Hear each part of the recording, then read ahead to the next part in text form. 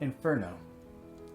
The first part of a three-part series was written by a man named Dante Alighieri, an Italian poet.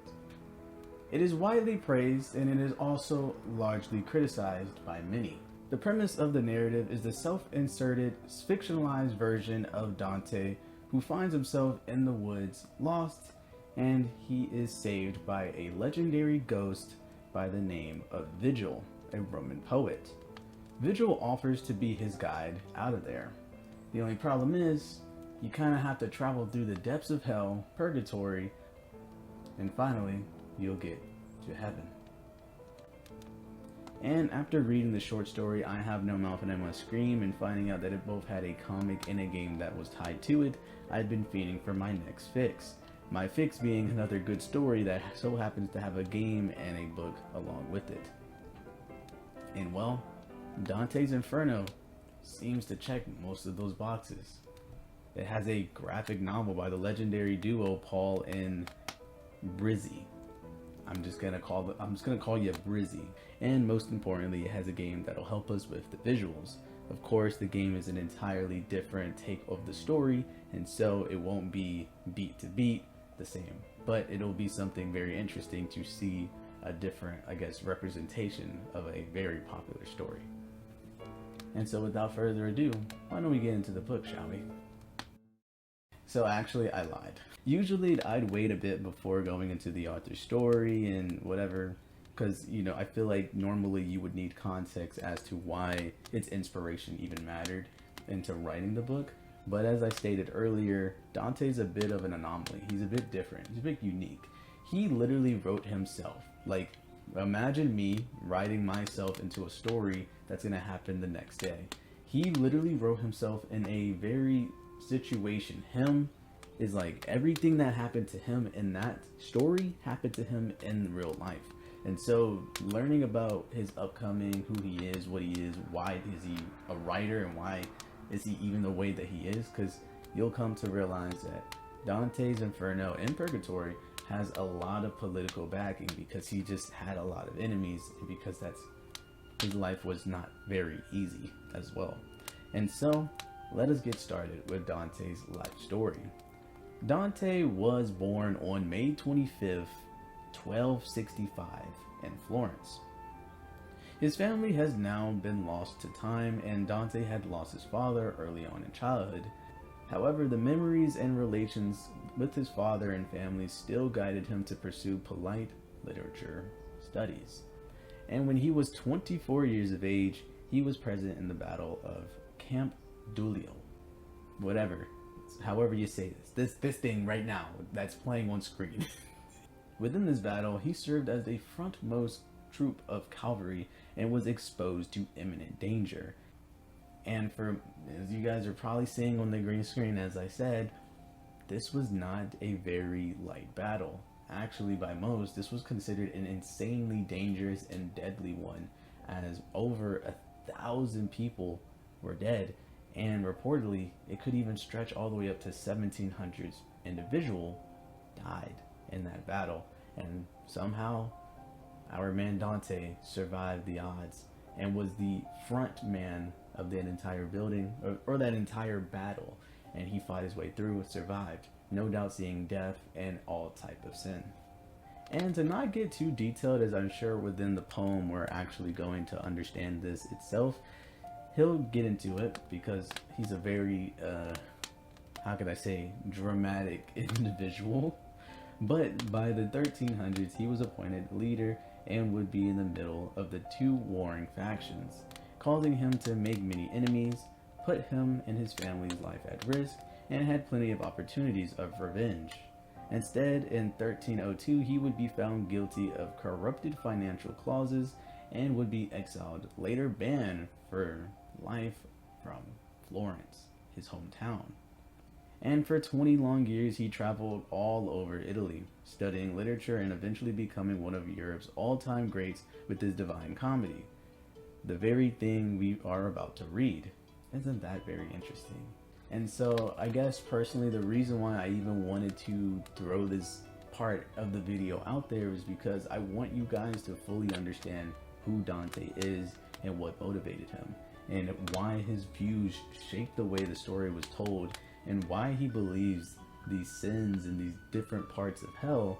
Sorry, didn't mean to push ya. These different parts of hell are depicted in the way that they are, because a lot of them are going to relate back to our man Dante. You know, Dante lost his father early on. His life wasn't easy. He had no family name, so he was probably a peasant early on in his years. He's seen death, likely on the battlefield. He probably took a life out on that battlefield just to survive. He had a wife and family that he was truly happy with, and of course he was exiled and never likely to see them again, as he traveled alone for 20 long years after that exilization, only to die alone. And not to mention, there are a few things that happen within his life. Characters like Beatrice making their way into his life, and his adulterous tendencies coming out to play. There's a lot of things that are going to come into play within this book, and I just want you guys to know that Dante was up to all this stuff. He was doing all of it, and I'm sure within this divine comedy, all of this trauma will come to light. So now, without further ado, let's get into the first part of Dante's Inferno, and then, you know, if this does well, we'll do Purgatory, and then the third part, Heaven. I don't know what that was called, but we're gonna get to it. So let us get into it. Okay, so we actually begin our story off in a place called Dark Wood. Dante is found there, shriveling, scared, you know, stumbling about. In the story, you're gonna know that Dante is not the most Chad person, if that's what you want to use. He loses a lot of aura, he cries a lot, but I mean, he is literally seeing hell. But in this moment, he is stumbling through dark woods, and he comes across three major beasts. He comes across a leopard, he comes across a lion, and a she-wolf, who pretty much intimidates him and makes him turn tail and runs right back. He runs right back into the woods, and as he's crying and pleading and wanting to get out, something saw him, something heard his pleas, and something sent down a savior. That being the Roman poet, as I mentioned earlier, Virgil. Virgil will come down and explain that, you know, he was sent by three fair maidens, one of which being Beatrice. We're going to learn more about Beatrice and her entire, you know, ordeal with our main character, Dante, here. But as of right now, just know that Dante loved Beatrice very much, to the point where he literally wrote her into the book as somewhat of an angel, or somewhat of a higher power individual. And so she sends down Roman Vigil dude, go and help him, guide him through the dark woods. The only problem is, the only way to get through the dark woods is to first go through the 9 levels of hell, and then go through purgatory, and then finally through heaven. And of course, Dante doesn't want to do it alone, but Vigil, being the Chad he is, says that he will accompany him through the full journey. And so he does.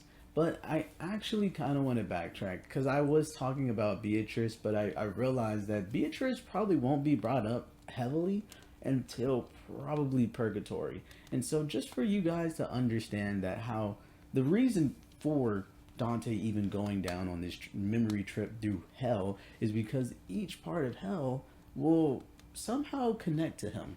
And I feel like for one of the levels. So the thing about Beatrice is that Beatrice is a real individual. It was someone that the real Dante was fond of and loved from afar. But she seemed to have died early on in life, and thus his love was unrequited, unfulfilled, unsatisfactory. But he still had this pure and honest love for this woman, even as he was dating and married and had 4 children to the other people. He thought that she was the most kind, most joyous, most prominent people in his life, and when she passed away, he had hoped that maybe they'll reunite in the afterlife at some point, sometime, somehow. Or I guess what I'm trying to bring forth here is that there will be times where this homie will just start glazing himself, right? it's very funny because I always picture Dante to just be sitting down and on his on his bed of some kind with his legs curled up and he's writing. He's like, oh, the Roman poet actually really thought I was a really cool person for going through hell. He thinks I'm such a dope ass person. And then he's basically just writing that about Beatrice as well, a woman who's dead, by the way. And he's just like, oh my gosh, Beatrice, my dear love, you were the best thing that ever happened to me, even if we never really spoke. Like, he's such a he's giving nice guy energy, and I think it is hilarious. But I just wanted to bring that up and understand, or let you guys understand, that this dude, he is living a fantasy, quite literally writing down a fantasy that happens to be very detailed about hell. Like, for example, he would state things like, why should you hold back? Why be a coward rather than bold or free?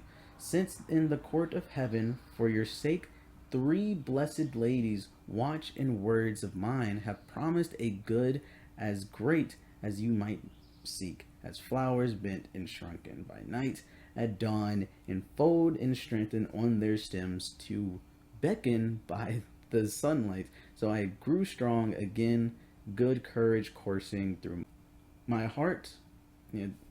I spoke like one set free.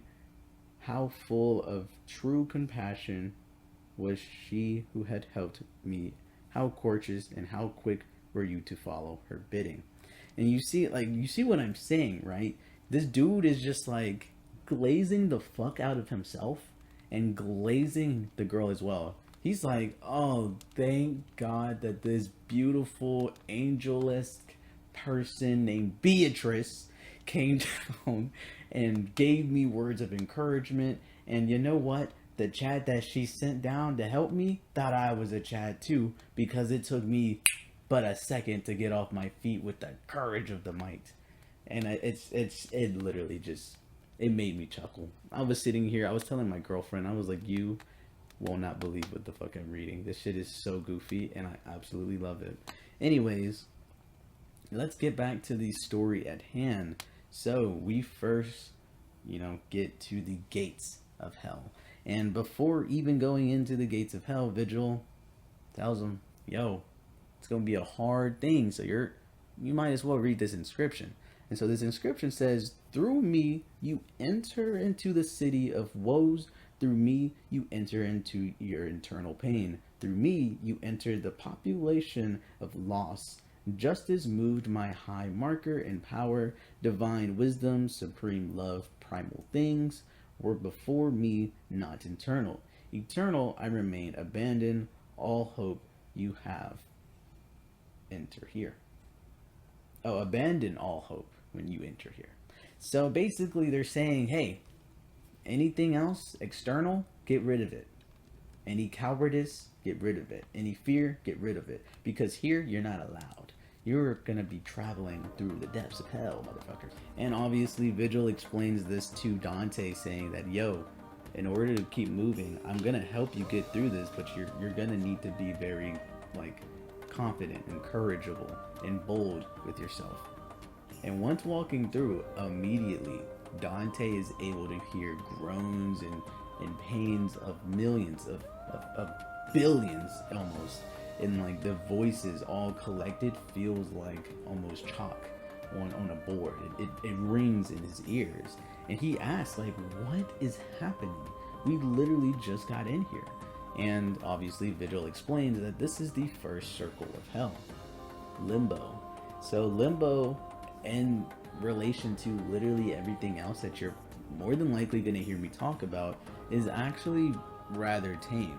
So Limbo is house to souls who were unfortunately very great people in life, but they were born before Christ. So people like Julius Caesar and Alexander the Great, and just a lot of other philosophers and writers and poets, obviously, that Dante had a huge hard-on for. But he was saying how these people unfortunately did not get to know the touch of God. Thus, he could they aren't condemned to hell, but they're not condemned to go to heaven either. and is also where our man Vigil relies as well. So he doesn't get to ever feel the graces of God, and it's really sad. It's definitely meant to be more melancholy. It's very interesting because as religious as Dante was in life, it's almost as if he's saying, like, this is an injustice for those who lived, because they were so good of people. They were just born in the wrong time, and now they're forever going to be stuck in limbo. They're forever going to just walk and aimlessly walk and not feel anything, not pain, not joy, making them envious from literally anything else that could be.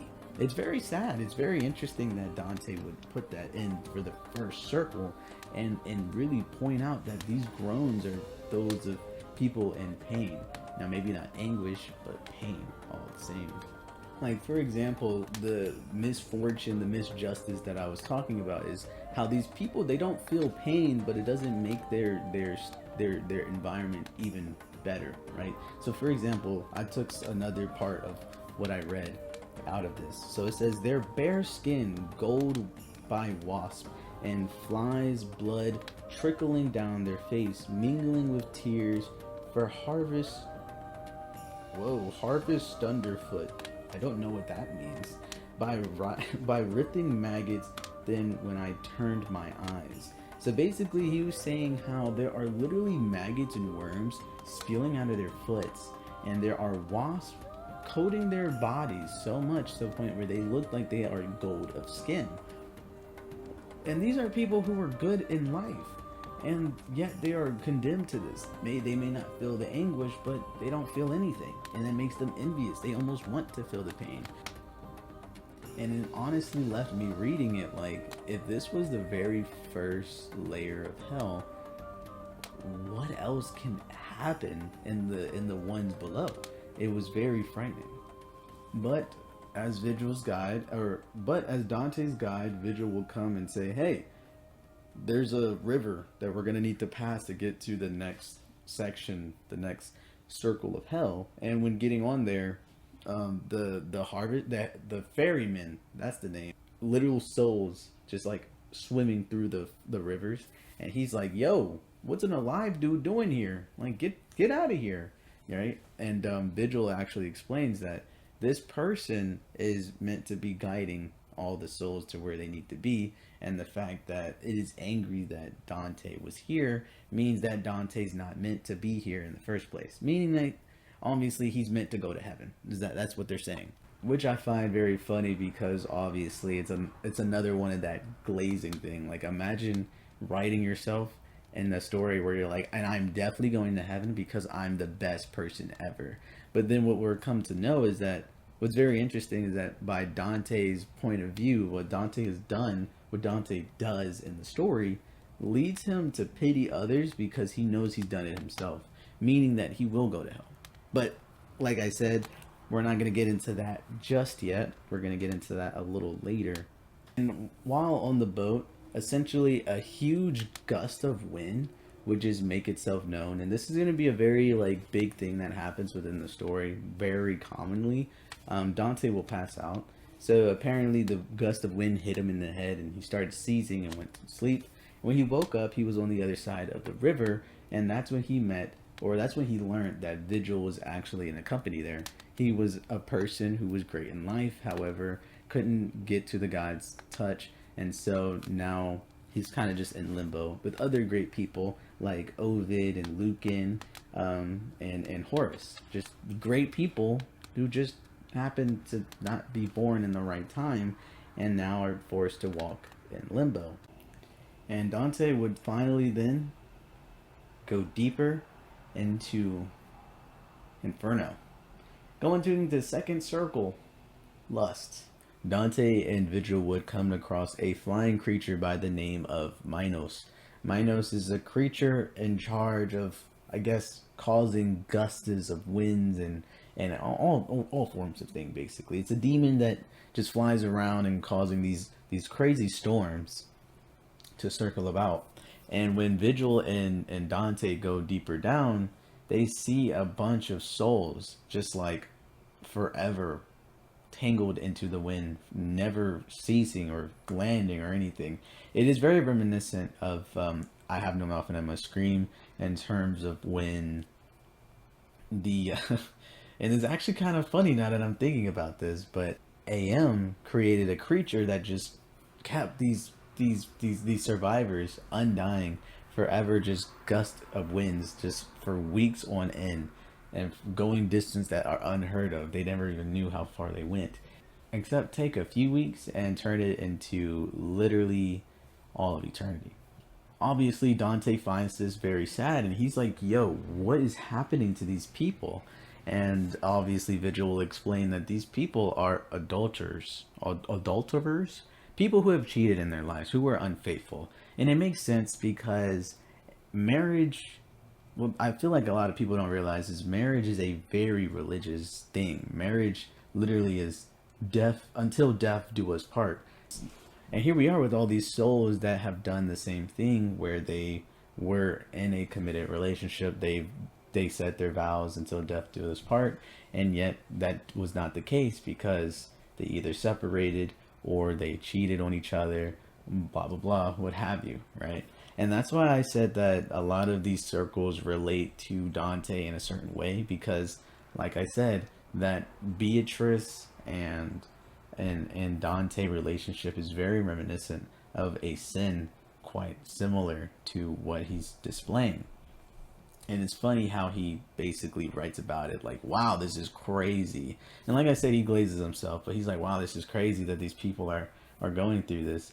Meanwhile, he's done the same thing where he had a child or he had children with a woman, and yet he still had love for this woman named Beatrice, enough love to the point where he was banished out of his own hometown, Florence, and talked about how much he loved this girl, how he knows that she's in heaven, and how he would have given anything to be with her. And it's just like, dude, you know that's very sinful. Like, you guys didn't get a divorce, right? So if you're playing by your book, playing by your rules, then you are still quite sinning. And this is also something that's going to come in handy later in the video when we're talking about the game, because they change some liberties there as well. But like I said, we're not going to get into that because the book and the story are just so... The book and the game are so different. They're so different. Anyways, I digress. As pitiful as this all is, Dante would ask if he could talk to a certain two souls that he's seen. These two souls seem to be floating across the wind, but they're always in pairs. They're always together. And then we come to learn that it is a story of, I can't remember the names, but it is a woman who actually had an affair with her husband's brother, and that cost them both of their lives, and obviously caused them their seat in heaven as well. And once hearing this, he could not feel anything else but pity, as such a passionate emotion causes them to be in such torment and anguish for all of eternity. And it kind of shakes his resolve. Obviously, Vigil, being the most stoic Chad there is possible, seems to be like, well, they did it, so they reap what they sow. And again, as I mentioned, he just likes to glaze himself through and through. Because when talking to the pair, they're like, oh, like they're, imagine this. I love this shit. But imagine that they're just floating through the sky, like hitting fucking rocks and shit, right? And they're like, oh, he's sitting there, he's like, yo, yo, can y'all tell me what y'all did to even be put in this situation for real? And they're like, oh, we had sex, but we really enjoyed ourselves. And we were super passionate, oh, right? And then they waste their breaths. As they're in anguish, they waste their breaths. They're like, oh, lively one, thank you for being so pitiful. Or not pitiful, but thank you for being so empathetic for our suffering. You are the best person ever. And I pray that you get back to the land of the living because you deserve so. That is literally what's happening. And I'm just sitting here reading it like this is the most goofy, just the most impractical. But it's, look, it's like I said, it's funny to me. But we would finally go into the next circle. Vigil will take him to the next and third circle, gluttony. Within this circle, the environment is very slimy, very muddy, very thick, and very heavy rain at all times. Not even rain, hell at all times. And those who are trapped here are forever stuck in said mud and meant to be covered in filth and agony. Now, the reason why I feel like this is the way it is obviously because forced to crawl and grovel for all of eternity for their gluttonous ways. They always wanted more in life, and now they are begging for it to finally stop, begging for the rain to stop, begging to get balance, to just walk, and yet they can't. They are forced to beg, just as when on the counterpart they were forced, not even forced, they were implored, and they went and enjoyed to have so much glutton in their ways of life. You guys can probably tell that I'm not super intrigued with this part of the story because it gets very political. A lot of times Dante will use his own personal gripes and he will put that down on paper. In this instance, he wanted to find someone who was too busy groveling and in pain, and he chose this time to be like, hey, can we talk about the political state of the world? He just sat there and was like, oh my god, the King of Florence, I told you it was gonna happen. And then he's just, it's very political, and it all went over my head. But essentially, it's like this, right? It's like this. So you know how much I love Pringles. So imagine I wrote a story, and I'm like, yo, I see a dude, he's like dying. He's like literally seizing on the ground, right? And I sit there and I'm like, oh my gosh, Zach, is that you? And he's like, yeah, it's because I ate Doritos instead of Pringles. Doritos, right? And I'm sitting here like, see, this is what happens when you eat Doritos. You'll end up in hell, the third most gluttonous state of the circle of hell, bro. You are a glutton. And I'm like, what about the other chip brands? What about Utz? What about Trail Mix? What about pretzels? And then basically just to like be told that they've been all discontinued. And at the end of the day, I'm like, see, I told you. Where it's like, that is not factual, right? Obviously, all these chip brands are still very much reputable to this day. But imagine I wrote that down in a story and I'm framing it like, oh yeah, Pringles was always the best, and that's why your other shits failed. And that's basically what happened. And I sat there and I read like 3-4 pages of him just talking about political shit, and I had to look it up. And I'm like, a lot of this didn't even happen. It was just what he was feeling at the time, and was like, that Pope Nicholas III, motherfucker, he's in hell, dying. And I'm like, oh my gosh. Like, obviously there were things that were true. Whoops. But he was also just very political and very vocal about what he wanted to get out of this. Vigil finally gets back on track and takes Dante down to the next circle, which that being greed, which is very similar to gluttony. However, it is much different than gluttony, right? It is greed. It's wanting more. It's hoarding. So essentially within this circle of hell, these unlikely souls are meant to charge at one another with giant boulders for all eternity. In life, these folks were ignorant and often collided with others, causing them to now forever clash painfully with these similar tendencies, right? Or with people with similar tendencies. So within the illustrations, you can see people kind of symbolically lifting up this heavy boulder, and they are just meant to clash with each other for all of eternity. Now, the biggest thing about greed is really more so just keeping and hoarding for oneself. That being ideas, that being material, emotional, spiritual, whatever. It is hoarding all of that and wanting that all for yourself, and lashing out at people who don't even, you can be greedy to be right. You can be greedy to have truth, absolute truth.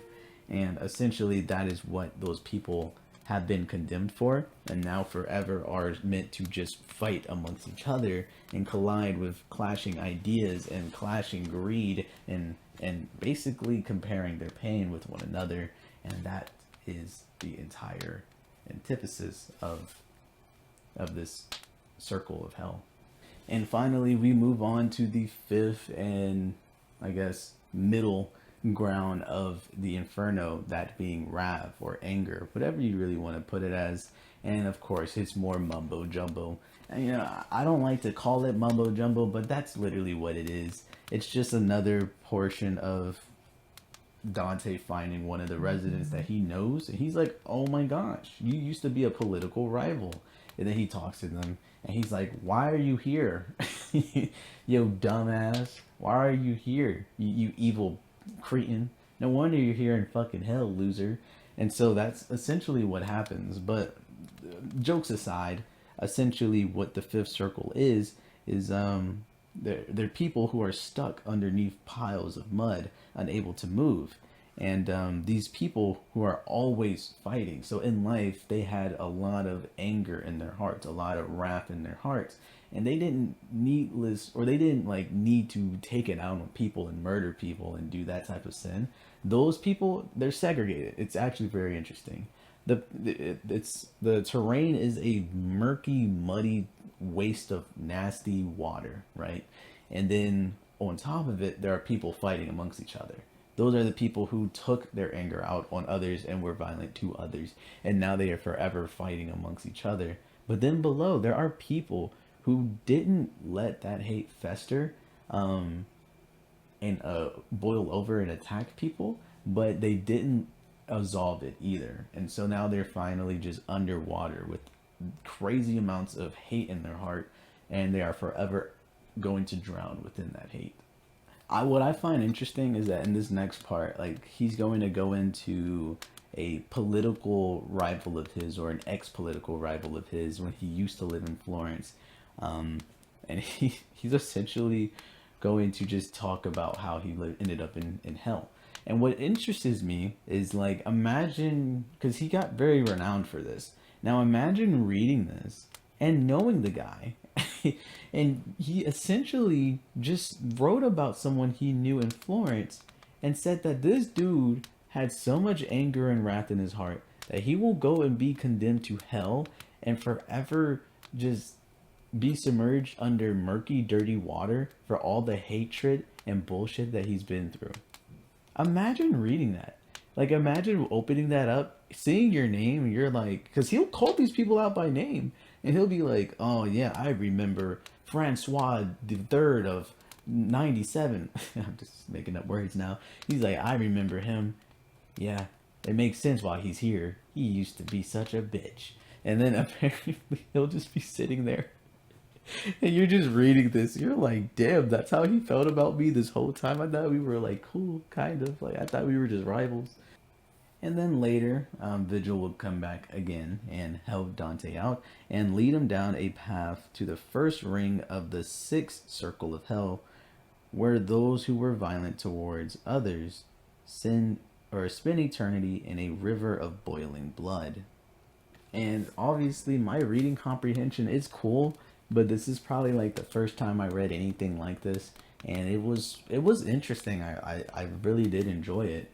But at the same time, I'm pretty sure I misunderstood a bunch of things. But I think while Dante and Vigil were walking, they ended up in this prison-like area where Vigil and Dante separate for a time. And Dante actually sees this man pleading for his son, where he's like, is my son alive? Where is my son? Where is my son? And when he finally gets back out to Vigil, he's filled with pity. And obviously, he's just like, I just want to get through this. That was disgusting. That sucked, essentially. And then he would descend deeper into the sixth circle of hell. But Vigil and Dante would travel deeper into the sixth circle of hell, coming across a city called the City of Dis. It is a place with morphed wall tiles, lava spewing out, and those forever burning within the flames. It is a very gruesome sight, and we would come to learn these are the souls of heretics. Now, if you don't know what a heretic is, it's basically those who go against the idea of God. And within this section, those who went and combated against God are forever now suffering being in a fiery tome. Literally stone slabs that are molting hot, boiling hot, and those people, the residents there, must sit there and burn alive within it. But obviously you can't die, so you just kind of feel that heat for all eternity. It is a very gruesome sight, and it's a very thing that I don't like to think about. It's always been one of my biggest fears. Like, you ask, what are your most innate fears? What makes you fear the most? And 9 times out of 10, people will say, "Oh, I'm fear of heights. I'm fear of drowning, fear of getting shot, stabbed, whatever." For me, it is a very specific. Oh wow. For me, it's a very specific fear of being in a box-like area and being burnt alive. So I always, when I'm cooking and I'm putting stuff in the oven, I always have this second thought in my head, like, that fucking scares me. Imagine if I somehow got stuck in the oven and it's just boiling hot at 425 degrees, and I can't touch anything because everywhere I go it burns. It's frightening. You would more than likely pass out, die from that, and it's just like seeing that, but placed in a more eternalized thing where there is no escape. It only makes me fear it more.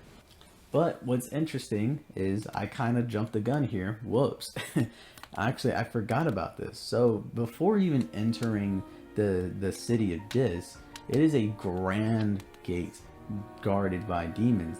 And the demons are like, what do you want? Leave, right? And essentially Vigil tries to talk his way through, but it doesn't seem to work this time around until literally a message of God in the form of a giant creature that comes down and spreads the miasma like away from everything. And he's like, these two are on a journey of God. You better open these fucking doors up or I will.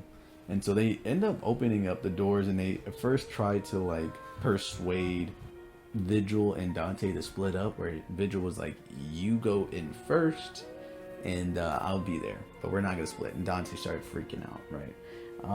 But obviously the message of God allowed those two to continue being guided, and it was cool just seeing how ultra powerful God's influence is really, where I think an interesting way that Dante wrote this story is that he kind of wrote this entire like layers of hell almost as if the demons themselves are just as crude as the people there as well, right?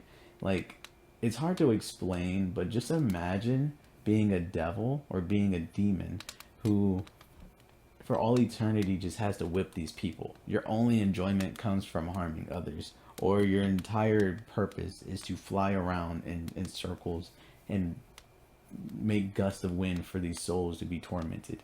It's almost as if these demons themselves are prisoners within their own making. And it even happens to be here as well, where they try to have some form of power, but even the depths of hell is not far enough for, you know, God to come down and literally break the miasma and tell them to open that door up, and they do. It just shows the ultra power, and it also shows that hell is not a place in its own. It's more so a state of being. It's an ecosystem of misfits.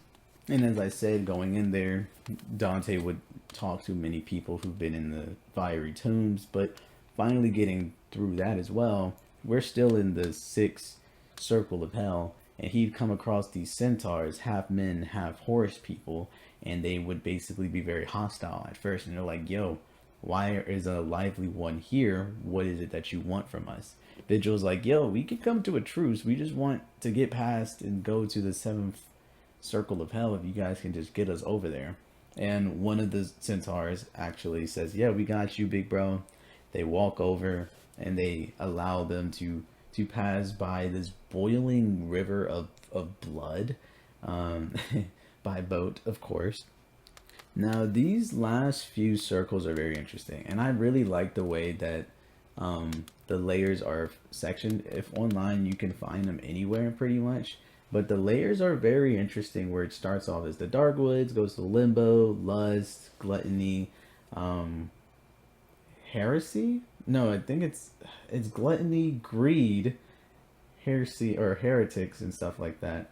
And then it's what we just went through, which was I can't remember, but it doesn't really matter. The last few parts, you can kind of tell that Dante was thinking about it very hard because the last few parts get so organized and separated to the point where you can kind of understand that not everyone can be put in just one small section. So, for example, this seventh circle of hell is dedicated for people who are violent to themselves.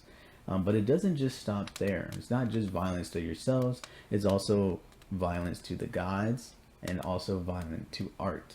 And you literally become a tree if you have were violent to yourselves. I think you are trapped in a smoldering desert if you are like basically very mean to the gods or whatever. If you're harmful to the gods and then the art, I think you are in like the desert as well, if I remember reading that correctly.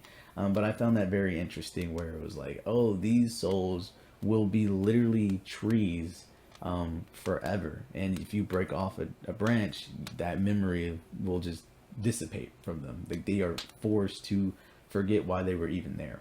It's very, very weird, because obviously a big no-no in Christianity is taking your own life, and I feel like a big no-no for anyone is taking your own life. That's never a good thing, but it is enough to condemn you to hell because it is God's gift. And if you are willing to take God's gift, then you are not willing to be in the presence of God for all eternity. And that is why these people are set here. But it's almost melancholy because it reminds me of those from Limbo. They don't necessarily need to be in complete anguish like the others, but they made a mistake. Maybe outside their own point of being, where the people in Limbo literally couldn't do anything because they were born in the wrong era, and then those who took their own lives could have been mentally ill, and powers outside of their own could not have, foreseen this stuff, right? And so now they're just kind of in this weird state of not feeling anything, very sad, very depressing, but at least not smoldering heat, with demons whipping them in the back, But I can only say that for those who have harmed themselves, because then those who have harmed the gods and those who have harmed art itself, well, they are burning alive in a smoldering desert. It's kind of crazy. Now, once talking to all these different people and getting their insight and everything, Vigil and Dante would finally get to a section where they're atop a mountain and they can't really do anything. They're just kind of looking down like, how do we get down here without our deaths? And that is when we find a beast by the name of Garrison. Yeah, it has the face of a very honest man, yet it has the tail of a scorpion and a body of a beast. And the reason being is because this very next section is the 8th circle of hell, that being fraud. Now, once Vigil and Dante ride the back of the beast named Garrison, they would be put in the 9th circle of fraud, and we would come to know this kind of weird slopey thing, right? So imagine that there are like ditches for a bunch of, like, imagine a hill, a mountain, right? And every so often, someone would just, right? They would just mine out a little bit of a side of the mountain, right? And you'll see it here, like I'm pretty sure it's being shown here. But essentially, in each of these divots will showcase people who are frauds. So frauds are basically souls that knowingly did wrongdoings, if that makes sense. So, for example, he gives us some examples. We have sorcerers. Sorcerers are people who went around claiming that they knew the fate of the world, the future, but they were knowingly saying that without any truths behind their words. And so now, when they die, they go into the 8th circle of hell, where they are now forever walking forward but their heads are burnt backward or turned backwards, basically being a symbolic like way of how they lived life, or satire way of how they lived life. Now they are ironically never able to see what's in front of them. They will never be able to have foresight of the future because they will always be looking backwards as their body moves forward. Another divot would showcase seducers, right? Seducers would be those of like just taking advantage of people, seducing them, knowing that they never loved them, but taking advantage of them. They would die, and now they are forever whipped by demons in the back as they run away.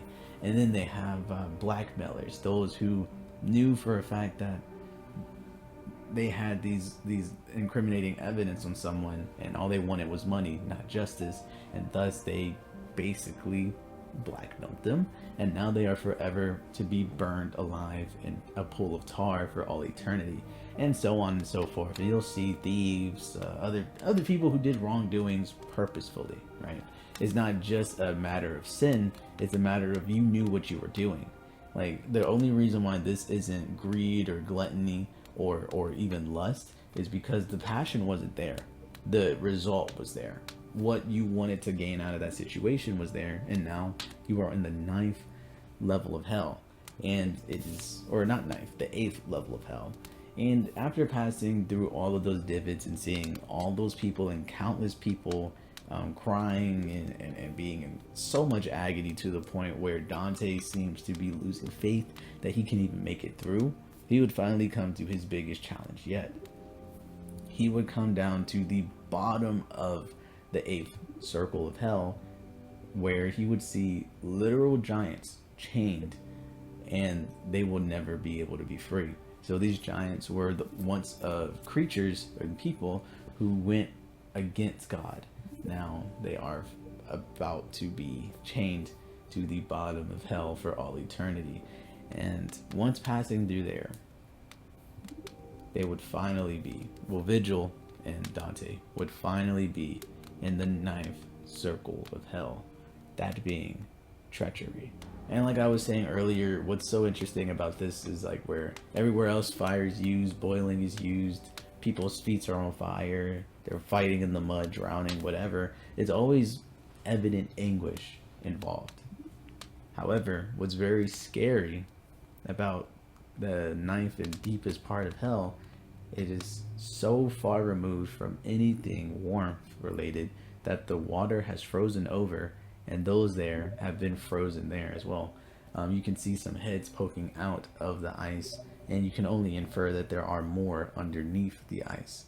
And in the middle of the ice is Satan himself. Now, what's very interesting in how Dante wrote this character is that the devil isn't some badass ruler of the demon world or the underworld. He's more so a prisoner himself as he's stuck in the ice. Satan has 3 heads, and he's literally munching on some of history's greatest betrayers or treacherers or traitors. Let's just say that he's fighting with Judas or the assassins of Julius Caesar, and he's just chewing on them, gnawing on them for all eternity. But what's very interesting is he seems to be that of the biggest traitor of them all, as he's also there covered in ice, nowhere to move, nowhere, like he has not felt warmth, he's not taking pleasure in seeing others in pain, he's more so just desensitized, sitting there for all eternity, never ever getting to feel the warmth of God's grace ever again. And this place is absolutely evil and voided of life, and Vigil and Dante know of this, and they want to get out as quickly as possible. And so they climb down the torso of Satan himself, and they would go through the earth's core. They would climb for hours, literal hours. It exhausts them, and as soon as you thought that their journey was over, they would reach an area of never-ending sea, a never-ending ocean. And Vigil would explain that this is purgatory, finally reaching the end of Dante's Inferno Part 1 and bringing them into Part 2, Purgatory. Now, as I stated, I feel like it is something I should say. because if this happens to become a very big video, or maybe a lot of new incomers come in and they don't really know who I am, well, hello, my name is Yuri Clark. Welcome. I don't know why it took you an hour and 20 minutes to get to this point in the video and be like, hey, I don't know who this guy is. Yeah, my name is Yuri Clark. However, I would like to tell you that, one, I don't read very often. Like, it's something that I want to get better at, and obviously that's why I'm using this YouTube channel of mine to become more akin to just reading things. But I also want to let you guys know that I'm not the most religious individual. And I think that how I view religion is, if it helps you, if it is something that is a positive within your life and allows you to do great things in your life, then go for it. I'm all for religion. Like, I really am. If it helps you encourage and become more bold and allows you to just be happier of an individual, go do it. But at the same time, I feel as if I don't want to become dependent upon an idea, and I want to try and do things my own way, try to find strength my own self, try to confide in those who love me and confide in those that I love. And I would like to basically do that. But I guess my whole reasoning for saying this, you're probably wondering, like, what is he talking about? My whole reason for saying this was because I think that this story might be a little bit more different to me because of just how middle ground I am. Like, I don't judge too hard. I know I make jokes during it where I'm like, haha, that guy, he was talking about how this is happening and he's just very political all the time, blah blah blah. But I am very much middle ground, and with that, it might have a little bit of ignorance within it. And so I just want to kind of put this in the video at the start, or not even at the start, but just before going even further into it all, and just saying that if I got anything wrong or if I offended you in some way, that I am sorry. It was not meant to be offensive. It was meant to be educational, a discussion of some kind. And also that I'm willing to learn, man. I'm willing to learn. Will I be a devout Christian by the end of this? Probably not. But will I comprehend the ideas, the ingenuity behind the ideas of it all? Yeah. So tell me. Just leave paragraphs down in the comment sections. Dislike the video if you don't like it, and or like the video if you really enjoyed my open-mindedness, obviously. But I guess what I would like to pick up on is, why the hell was Dante's Inferno even created? Why was such a vivid description of hell written out, depicted over generations for all to see? And I guess you have to figure out something, or you have to kind of understand something about Dante himself. Dante himself was a devout Christian, as I said. Like, I started the video off because I knew for a fact that telling you about his life story was going to make a lot more sense. But now coming to the end of it, it truly makes even more sense. Dante Inferno, or Dante's entire reason for writing Inferno, was the time period. It was a time where people still have the same questions as we have today, where we would be like, okay, but what happens to us after we die? What happens if we sin during our lives? Is it possible to still go to heaven despite these sins? And obviously, by the Dante's point of view, no. One little thing, you're done, bro. You're gone. You're going to hell, bitch. Even those who have led beautiful lives and saved many people, if you were born in the wrong, it's almost kind of like a ecosystem. It's kind of just like, hey, sorry, you're not the apex predator here, so you're now a prey. It's not your fault you were born this way. You were just born in the wrong place at the wrong time. It's a pity, but I'm sorry. And so he took that to mind. And so he pretty much took that to mind, and obviously, as I said, he was in a middle of two warring factions, and was basically booted out of his hometown, and was probably living with bitterness and stuff like that. And in a time where Christianity was, obviously very prevalent, the churches were very prevalent, the question of sin was still very much in the air and whatnot. And the depiction of hell started becoming more and more sophisticated for those to stop sinning, essentially, because I feel like just reading a word that's like, hey, thou shalt not indulge in adultery is a much different, like, it has a much different effect when you can literally see people swirling around in a damn storm for all eternity, or better yet, when you go against or when you become a heretic and go against the graces of God and their ideas, that you are now going to be burnt into a slab stone tomb, essentially, for all eternity. I feel like seeing that, you'll probably be like, wow, maybe I should chill out. Maybe I should just maybe I should devote myself to Christianity. Now, I don't believe in putting the fear of God in order for you to believe in God. I don't think I like that very much. The idea of like, hey, if you don't believe in me right now, you're going to burn alive for all eternity. So now love me, because God loves everybody apparently. But it's like, no, you don't, because like I said, I digress. Okay, I don't want to get into anything too heavy. I'm just more focused on Dante's Inferno. Now, the biggest thing is he made this out to be a way for it to be personal. Dante's Inferno is personal.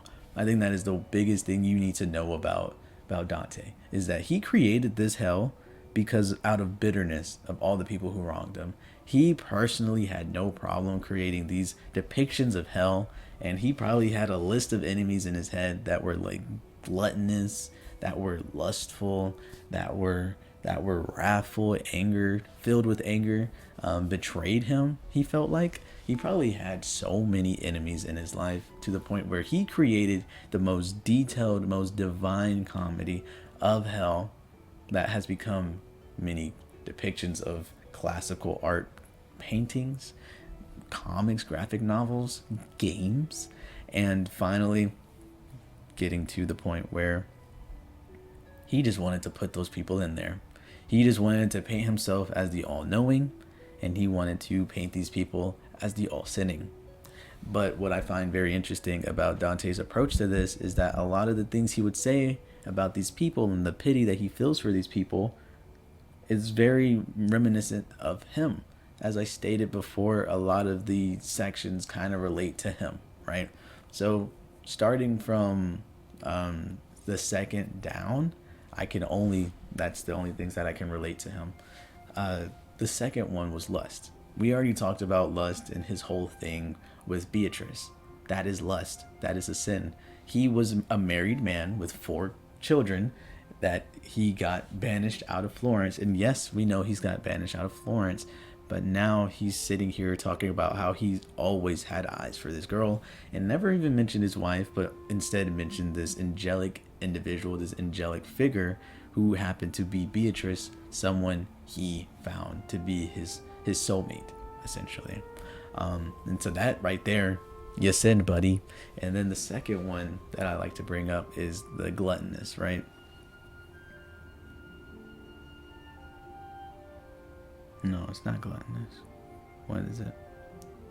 Oh, the second one is the wrath, right? I think that is the 6th circle of hell, if I'm not mistaken, or maybe, yeah, I think it is the 6th. It's either the 5th or the 6th.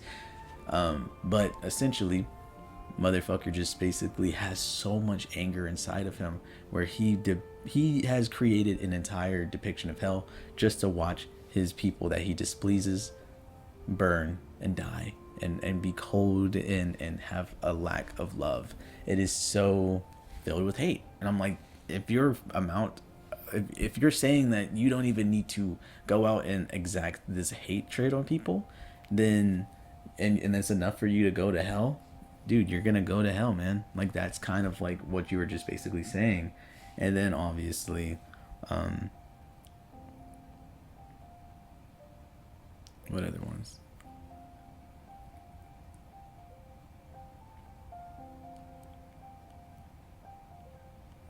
And then obviously the one of betrayers, I forgot what it's called, fraud. Obviously that relates to him as well. He didn't do anything, from my understanding. He didn't do anything, but it's just obviously relating to all the people in his life. And I can go on and so forth for so many things, but I just find it very interesting that Dante himself fails to realize that a lot of the sin that he basically brought into his work was things that he was doing, like lust, anger, treachery, all these things. Now, I don't know about treachery. I kind of just like that word, putting that word there. I don't think he did anything treacherous, to be honest with you. But I digress. And so that brings us to the end of Dante's Inferno. There's not much else to talk about. It's just literally a man with a lot of hate in his heart and a lot of creativity in his hands, and he decided to craft an entire world with him seeing his enemies burn and then finally going through purgatory. But we don't know that yet, but I think it'll be super fun to stop the video here and actually change directions and maybe talk about the video game by the same name, Dante's Inferno.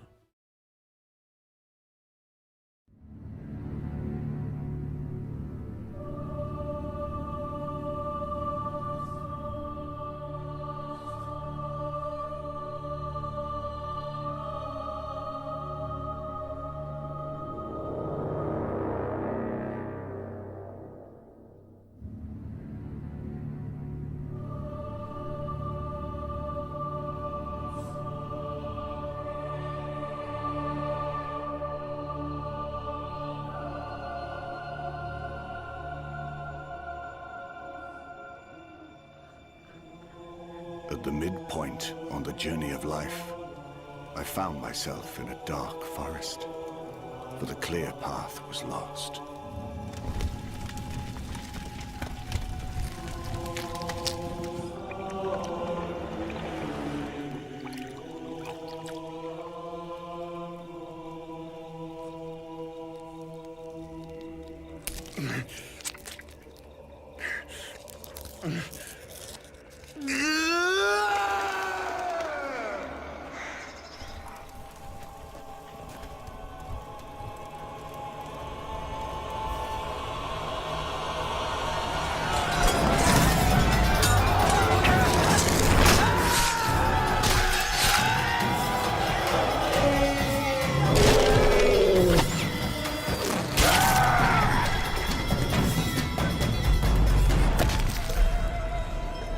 What kind of man locks up helpless women? There will be a day of reckoning, Crusader! My family, my baby's gone!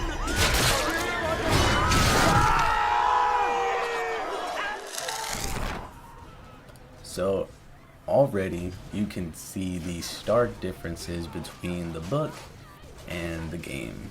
So the book obviously was about Dante. Dante was a writer who had been banished from Florence. You just heard an hour of me yapping about that. And then we're going to move on into the game, which was another Dante, except this Dante happens to be a crusader, happens to be a knight. And in the beginning, we hear it talk about how in 1191 or something like it, I'm hoping that's the year, in 1191, there was the Third Crusade War, and a bunch of innocent prisoners were kept at ransom for this holy relic. And when it didn't go through, their fates were left undecided. We did get this really cool transition from when we see one of the people, one of the prisoners in cartoon form, and it blasting fiery red, and then it goes into the person. And those were prisoners who had managed to escape.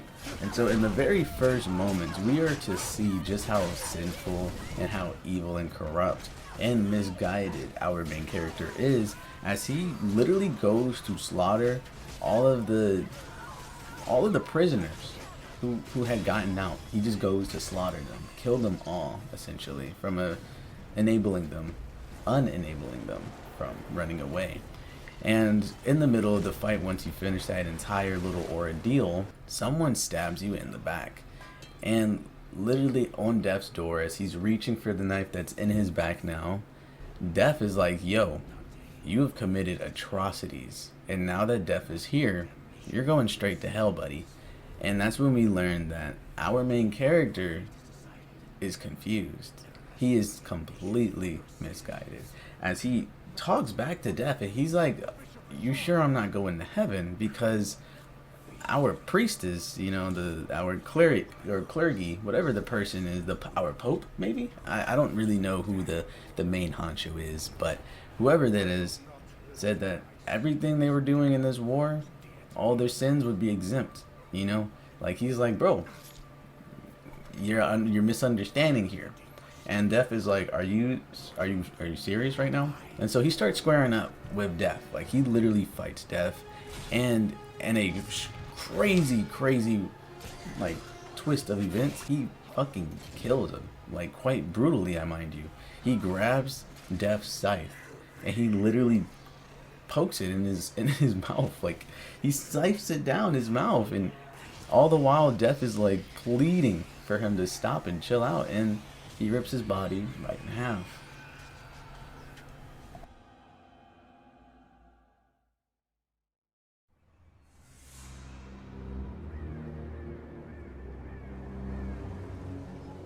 The bishop said our cause was holy. Holy had nothing to do with it. After 3 years of the cold hatred with which that savage war fed itself, I longed for the warmth of my devoted Beatrice, for the chance to redeem the past, to start again.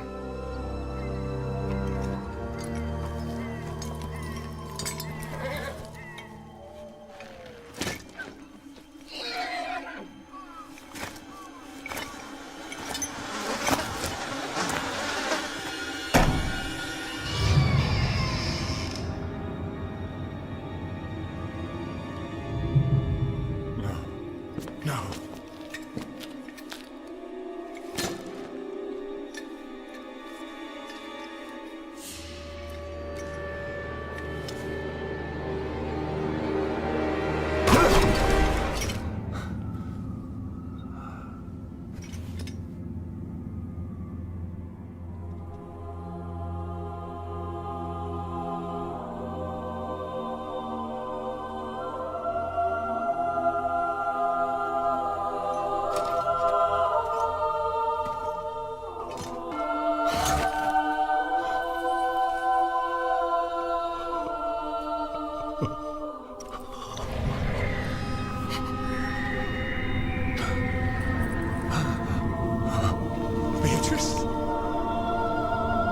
I told him you would come for me.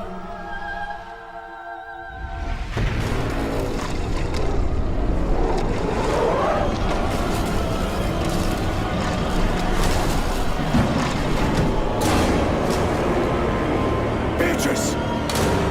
I have to go with him, my love. I gave my word.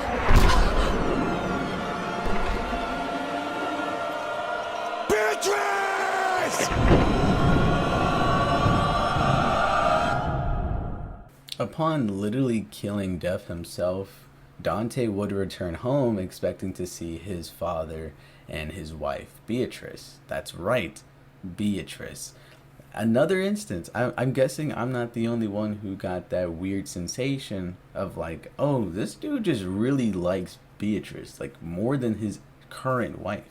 Because when you learn about Dante's life, he had 4 children with someone he was very fancied with.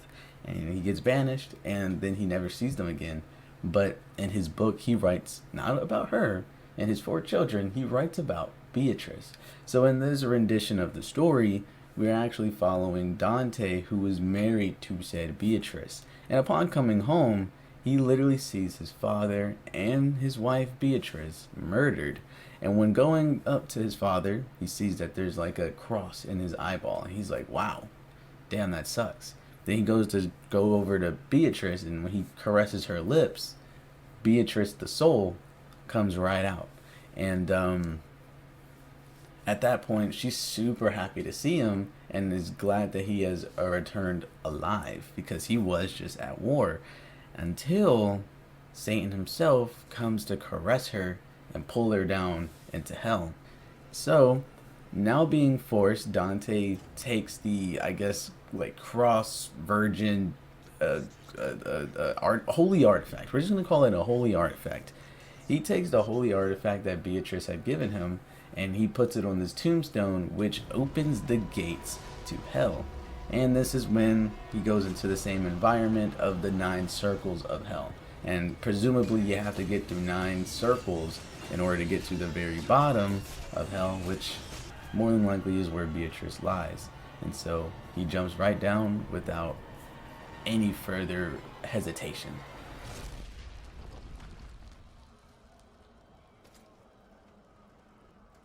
And he would come across King Minos. I hope I'm saying his name right. Minos. He comes across that guy. You remember him? Yeah, he was the dude in the first circle of Limbo, and he would basically judge all the souls and see which part of hell they're gonna go down to. And he's doing the same thing here. And so when he basically in this game, he actually smells the person and he can smell their sin, and then he'll judge by the amount of sin they have where in hell they're gonna end up. And he smells our main character Dante. He's like, damn bro, you should be down below, boy. What you doing, man? I smell only a traitor, glutton, murderer. Sniff again. And of course, Dante's like, what are you talking about, bro? All of my sins were exempt upstairs. Like I got my sin free card, bro. Like what are you doing? Smell again. And then the dude's like, no, I know what you are. And he begins fighting him. He tries to kill him, really. And of course, Dante is still trying his best to be like, yo, I'm not here to fight. I just simply want to save my wife who had been wrongly taken. I need you guys to re-sniff it, redo it. Not realizing that he is incredibly sinful. And so without much else to do, he ends up murdering King Minos. Quite brutally, I might add. He would grab his tongue and... So I guess I didn't really explain the whole environment, but after King Minos would sniff the person and see what part of hell they would go to, he would stick them on a pike and then roll them, and then they would go down to whatever part of hell they were supposed to go to. Well, that little rolly thing with the spikes that he would spike the people on, well, Dante kind of takes his tongue and puts it on there and just fucking goes crazy on it, and it rips his entire head in half. It's not a pretty sight at all. King Richard wants us to babysit 3,000 prisoners? That is the king's command? He intends to negotiate the exchange of these prisoners for the return of the true cross. Negotiate with heretics? I can comfort you if you let my brother go. I have a woman in Florence. Dante, don't. Let me comfort you. So Dante, after dealing with King Minos, would basically go down to the second level of hell, the second circle of hell, lust. He would actually meet... No, wait. Whoa. What the hell is this, bro?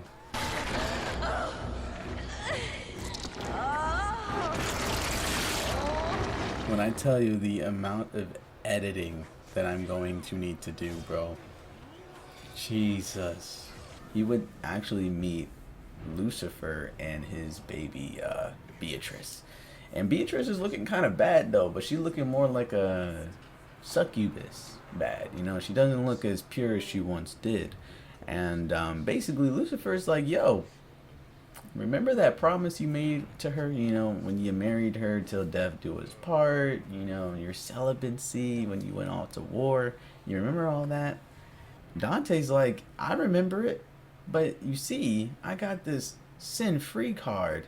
And so we basically learn of yet another thing that Dante sinned about, or sinned for, and he essentially had sex with one of the prisoners that he was detaining, and it was a trade-off. It was, I will have sex with you if you let my brother run free. And so that makes it even worse because we know how that ended, right? And so after that point, Dante is looking like a complete fool. And of course, now Beatrice, knowing the truth, can no longer trust Dante anymore. And then moving on, he completes the murderous cycle of killing everything in the circle of lust. And he would actually come across Mark Antony and Cleopatra, killing them both. However, I feel like Cleopatra was a lot more of a nasty boss. Actually, I didn't realize how much nudity was going to be in this game until I started playing it. They would just show needless boobs, and I'm like, look, I mean, it's cool, but damn, I'm going to have to edit all of this, aren't I? Anyway, Cleopatra has 2 of the biggest boobs in the game, and not only that, well, she starts secreting out of her nipples babies, and they fight us. We have to kill babies. I'm just saying, it's a lot in this game, but we end up killing her, and we go into the next circle of hell.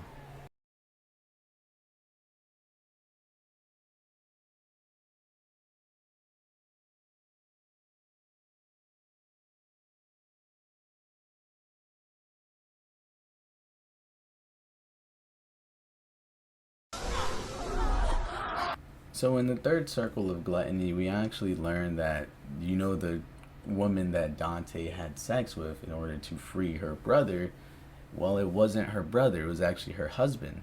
And the husband had a personal vendetta against Dante. And so upon becoming free, he would beeline to the father and Beatrice's location and kill them both. But in the next circle, because obviously I'm only going through the cutscenes and the things that matter. Obviously he's going around killing things and stuff like that. But in the next circle of greed, he basically talks about he basically finds out that his father was not a great person. His father actually, before the husband getting there and killing them both, he was actually making moves on his son's wife. Isn't that his, like, how is that? How are you related to her? I guess you're not related to her? Look, I don't know. But he was trying to have sex with Dante's wife, Beatrice. And, he wasn't going to take no for an answer. Let's just say that. And before he could go any further, that's when the husband would come and actually kill the father and kill Beatrice as well. And at the very end of Greed, Dante would find his very deformed father's body, essentially, and have to pretty much absolve him of his sins, because he's like a gluttonous pile of fat and just a disgusting waste of human nature. However, Dante takes pity on him and absolves him of all of his sins. I don't know how, but he does, and he goes to heaven. And then once getting through the next circle of anger and violence, I think it's just anger and wrath. I'm sorry. Once getting through the circle of anger and wrath, he would come across Beatrice once again. But of course, Beatrice is a little salty about his unloyalty, his what he's doing, basically what he did in the past and all the evil he's done. And so she is given the forbidden fruit, which becomes a pomegranate, which is a very interesting thing, but it like dissolves into just the seeds, and she eats the seeds. She is not taking it very well, and so now she's become even closer to Satan because she ate the forbidden fruit, and Dante has to go down deeper into hell to save her soul. And moving past anger, we would actually get to circle 6, but I think I'm going to skip over it just because there's not a lot that goes along with this part of the game. Obviously, the 6th circle is for heretics, heresy, so a lot of that just revolved around people who had forsaken God, God's grace, and he killed them all. Let's just say that he murdered them all. And then we get down to yet another circle, which is the circle of violence upon yourself, or just violence, let's just say that. The 7th circle of violence. And there, he goes into this woods called the Forest of Hangings, let's just say that. and or the forest of self-harm. Let's just say that, right? And he finds his mother there hanging, and here we learn that when Dante was young, the father had told him that actually his mother had died early on from a sickness, due to a sickness. And now we're learning that that's all wrong. She simply took her own life because she was so afraid of her father, or of Dante's father, her husband. And so she decided to try another way and took her own life. And of course, these things are also like, remember how the seventh circle was in 3 sections, where it was those that harmed themselves, those that harmed others, and those that harmed the image of God and stuff like that. So now we move on to yet another thing that Dante did in this crusade, this third war crusade, whatever it's called. Essentially, Beatrice had a brother, and the brother and Dante so happened to be brothers in arms. And there was a situation where Dante would kill a group of people who basically didn't align with his religious understandings, and so he killed them in a fit of rage, or in a fit of defending whatever he did. He murdered them all, because I'm looking at the cutscene and it looked like they were almost about to attack the brother, and then he killed them.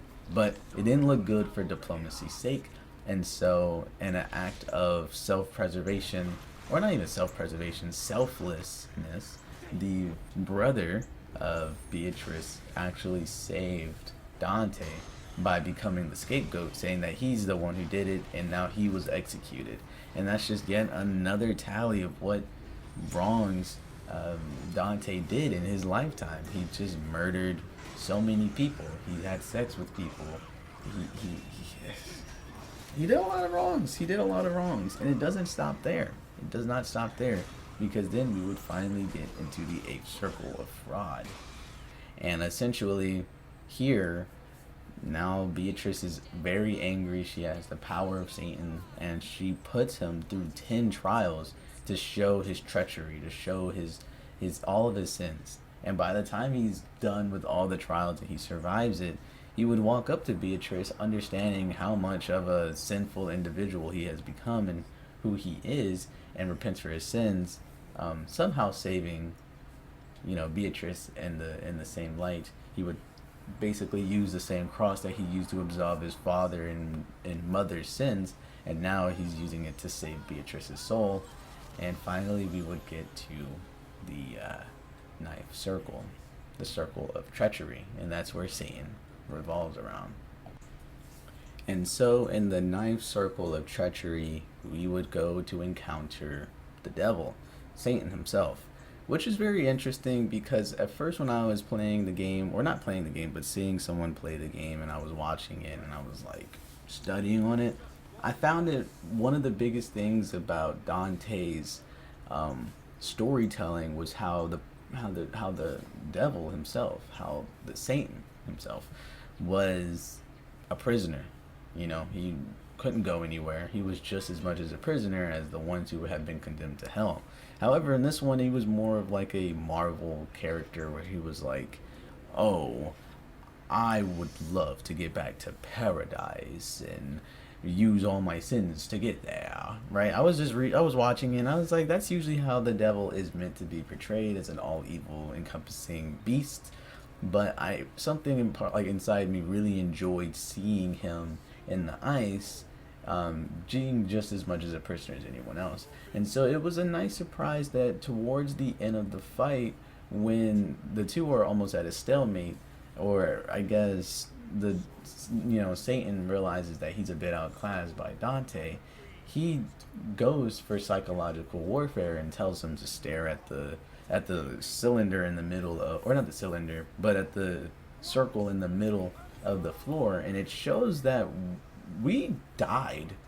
Like when we got stabbed in the back, we didn't fight death or anything like that. We literally just laid down and died afterwards. It was kind of sad, and it was also done by the husband, so that kind of adds up as well.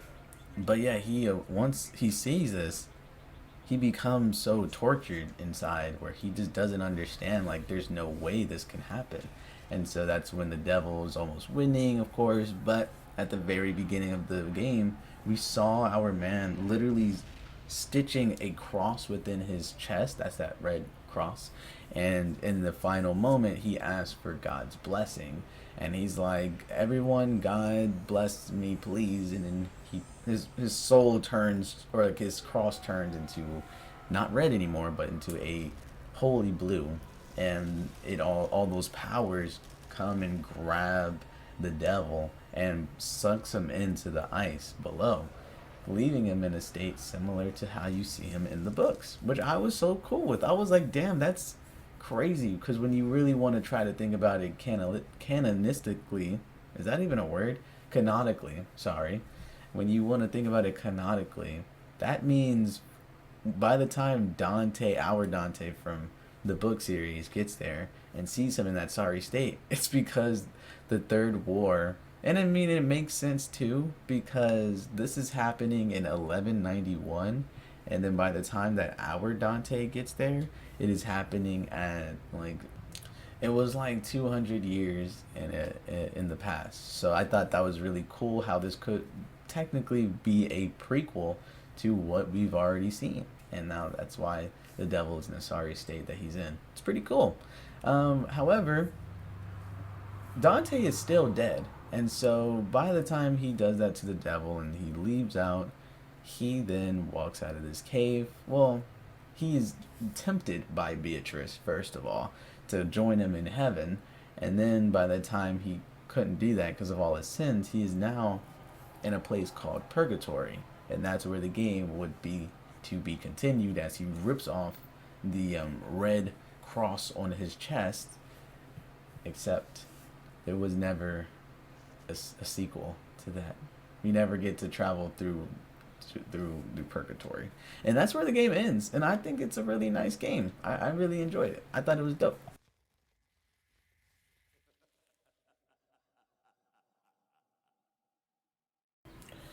And that, ladies and gentlemen, is the end of both the covering of the book and the covering of the game.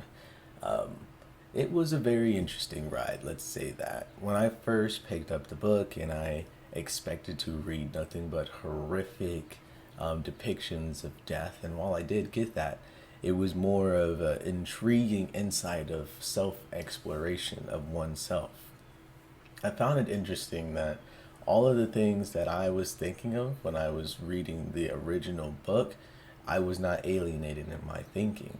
When I was thinking like, Dante, you're describing a lot of things that you've actually done during your life, so maybe you're kind of self-reporting and stuff like that. It was interesting to see that the game itself went with that same narrative, where a lot of the things that he was in, like, a lot of the things that was happening within the book, they basically solidified it within the game, making it as Beatrice was his wife, and he wasn't loyal to Beatrice, right? He would murder heretics. He was full of anger and judgment and wrath. He had gluttonous ways, as he would just do things for selfish reasons. It was a lot. And I like how they solidified it. But in the end, both works of media explain totally different things. While the game explores self-exploration and self-understanding of what you've done and accountability over everything else, the biggest thing about Dante was that he thought that the person that he looked up to would give him, or like would exempt him from doing any sinful acts. And he just could not wrap his head around that someone he saw as religious, someone as a leader, could do something like that. And so going through the 9 stages of hell, he would finally understand all of the worst things that he did in his life, all of the terrible things that he did in his life. And it didn't even just start with his story. It started before his birth. His father was a terrible man and would be a sexual deviant towards his wife, and his wife, or to Dante's wife, and then the father's wife actually took her own life due to his sex deviancy. So it was just a big line of sinful acts that led up to it. I think the most poetic one of them all is that indirectly, Dante was the reason Beatrice died. You know, he was the reason. Because if he had never slept with that woman, the woman who lied about the husband being her brother and not a husband, he would have never came and killed Beatrice. And it was just, it's just a nice, it's a nice responsibility, accountability story. But then when you go to the poem, the Divine Comedy, it's more so someone taking their art and their creativity and molding it into something bigger. While on the other side, it was interesting to see that this was more so just a self-exploration for Dante. A lot of things that Dante would say was happening in his life was actually things that he would put in his book. And it was just a glorified hate message. And I think that's really interesting that he could take so much dedication and hatred and pride in his work to the point where he would create something that most would say is arguably the best depiction of hell itself. And he only did it because he wanted to see his enemies burn. It is kind of ironic how this dude can understand hell, or at least gain an understanding of hell so in depth to the point where he fails to realize that he himself were many of these things. And before the video ends, if you're still here, I would love it for you guys to do the Holy Trinity. Comment, like, and subscribe. When I tell you those Holy Trinities, that thing helps with the algorithm so well, helps me put me on the board, helps YouTube know that I'm not just some other fodder, you know what I'm saying? And they push it to more people. And it just means a lot. I tell you this because it really takes you a long way. And I also want to stop the video here before it ends, and I want to thank my members. Thank you Justice Moore, Moonflower, Kaz Dirty, Rye, I got that one right, MTWTYT, that was a really hard one. I'm just going to call you Clams, Frostly Sparks, Dylan, and Zach. Thank you so much for your love and support, you guys. And if you guys are interested in joining the membership side over there as well, you can do so right at my YouTube channel page. Just hit join. If you're feeling fancy, you can do the special supporters, but you get literally everything else just for the $1 a month. Over there, we have a jolly old time. We actually have a Discord for membership only people. We plan to go and watch some anime over there. We go to share some artwork. You get some behind the scenes actions, you know what I'm saying? You could talk to me directly, like, aren't I a cool person? And then not only that, but you also get exclusive playlists that you can watch and play. I've been having a tough time segregating my videos and separating them in terms of how I like them. And so on my channel side, membership side, you actually can find that I played a full series of Dark Souls, not Dark Souls, of Bloodborne, and I'm currently doing Elden Ring, along other series like Outlast, and they're more let's plays. So think about Korey's Kenshin or Berlizzi style play styles, and you'll be able to go and watch that over there. And I plan to change all of my streams that I do on the channel here, and I plan to move it over there and make them heavily edited and very funny for those who are into that. Lord, I'm gonna die. Hold on. You guys can stop it. Idiots. Triple kill, bitch. What the fuck? I see red. Did he die? Yep. Open up. Thank you guys for watching. I'll see you guys on the next one. Peace out. Hopefully, if this, you know what? I'm gonna give y'all a like. By the end of next week, if this video gets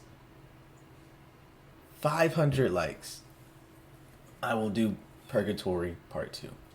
How about that? You know what I'm saying? Yeah, I'm just saying, bro. I'm just saying. Anyway, so yeah, thank you.